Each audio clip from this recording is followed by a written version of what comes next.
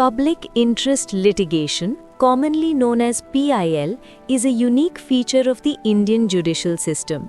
It allows any concerned citizen to approach the court for the protection of public interest, even if they are not personally affected by the issue. In simple terms, PIL is a legal action filed in court to protect the rights of the public or a large section of society. Unlike regular cases, where only an affected person can file a case, PIL relaxes this rule. It allows social activists, lawyers, or even ordinary citizens to seek justice on behalf of those who may not be able to approach the court themselves. PIL was introduced in India during the 1980s to make justice more accessible.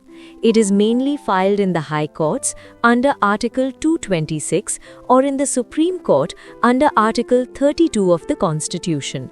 The purpose of PIL is to address issues such as environmental protection, human rights violations, corruption, illegal detention, and public welfare. For example, if a factory is polluting a river and harming thousands of people, a citizen can file a PIL to protect the environment and public health. Similarly, PILs have been used to improve prison conditions, protect bonded laborers, and ensure government accountability. However, courts carefully examine PIL petitions. They ensure that the petition is genuine and not filed for personal gain or publicity. Misuse of PIL can lead to dismissal and even penalties. Public interest litigation strengthens democracy.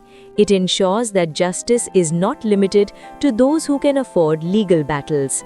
It gives a voice to the poor, marginalized, and underrepresented sections of society. At the same time, citizens must use PIL responsibly. It is meant for genuine public causes, not private disputes.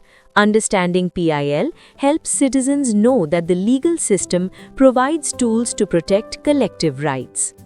Know your rights, understand your responsibilities.